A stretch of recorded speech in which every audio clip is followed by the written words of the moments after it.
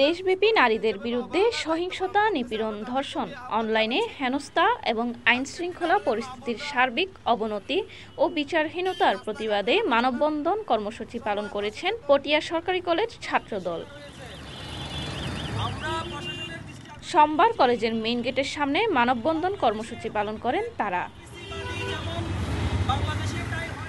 মানববন্ধনে উপস্থিত ছাত্রদলের স্লোগান ছিল, আমার সোনার বাংলায় বৈষম্যের ঠাঁই নাই, আমি কে তুমি কে, আসিয়া আসিয়া।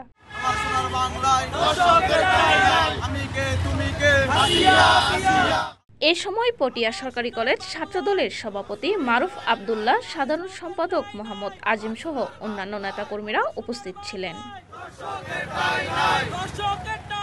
রনিকান্তি দেবীর তথ্যচিত্রে মরিয়ম আখি, সিটিজি নিউজ, চট্টগ্রাম।